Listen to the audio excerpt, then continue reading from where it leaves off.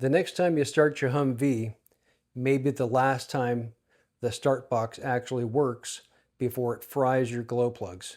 I have a fix that eliminates the possibility of the wires or the start box burning out your glow plugs.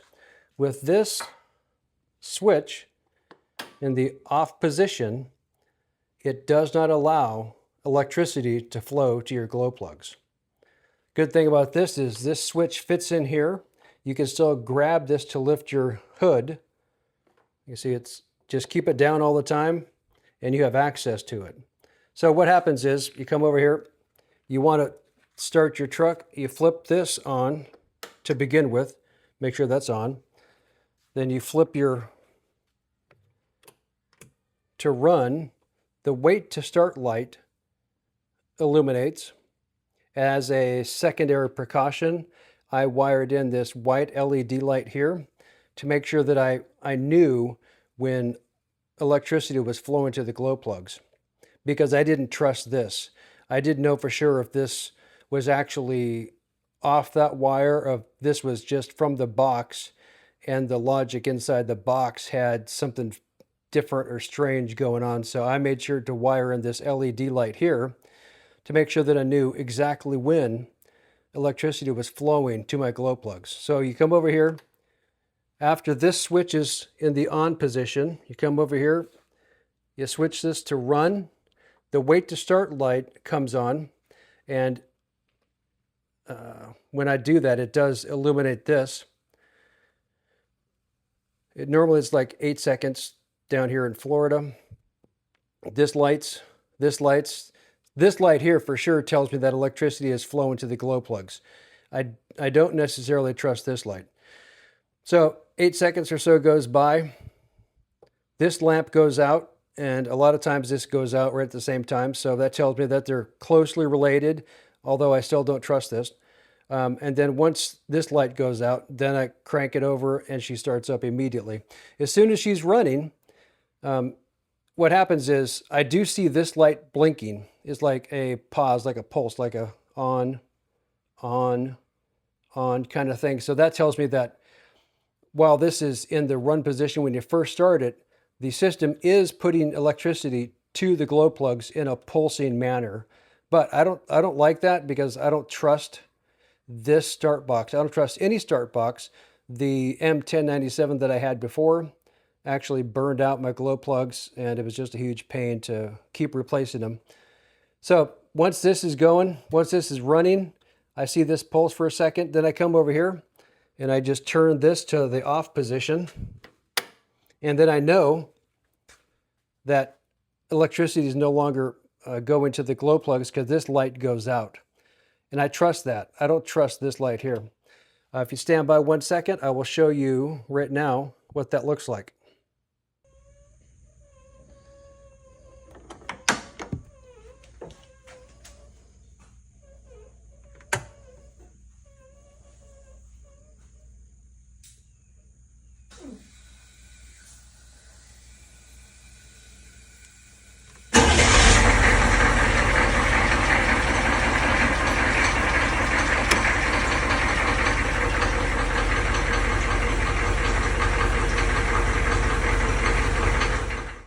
So here we are with the hood up, kill switch is in the off position, obviously.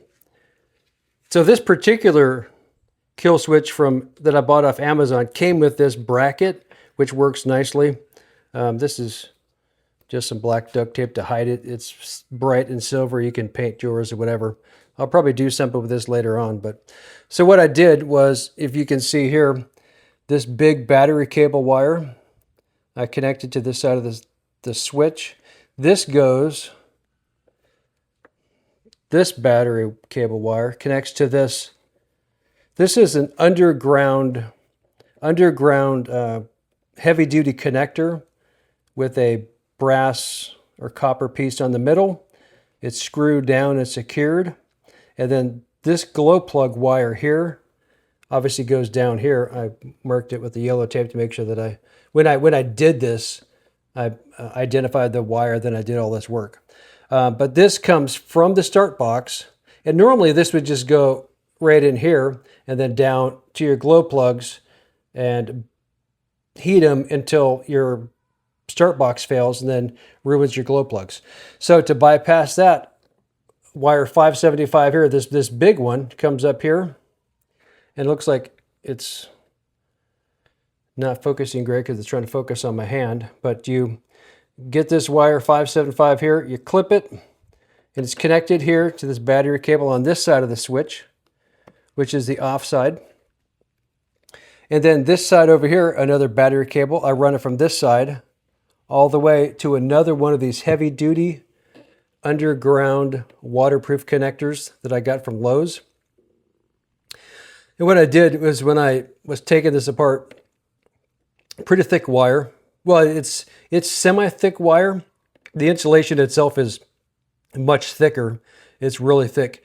So I matched that. I got that. I secured it down with screws. The metal connector inside. Then I used some of this electrical tape stuff here.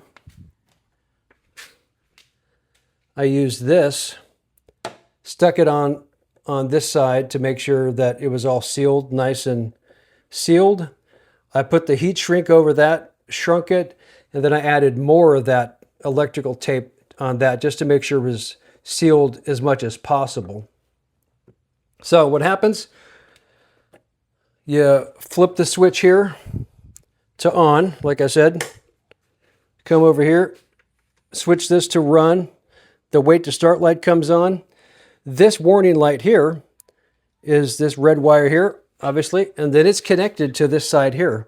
So this tells me electricity is flowing from here through this switch, going to the glow plugs, and since this red wire is connected to that white LED, it tells me that juice is flowing to the glow plugs, because I don't trust this here. And then once this light here goes off, I crank it over to run. She cranks on, she starts, and I come out here and I just turn it off. And then that way you don't have to worry about your start box frying your glow plugs. If you like that tip, I request that you like and subscribe. I know that I've always learned a lot of things online here about all these different things. And obviously this isn't a great job. I'm sure a lot of other people can do a much better job. This is just what I had, because I didn't trust my glow plug box, my start box. My M1097, like I said before, fried my plugs, and it's just a pain to do. So I figured I would install this as a stopgap just to make sure that I control when the electricity is flowing. Alrighty, that's it. I will talk to you next time.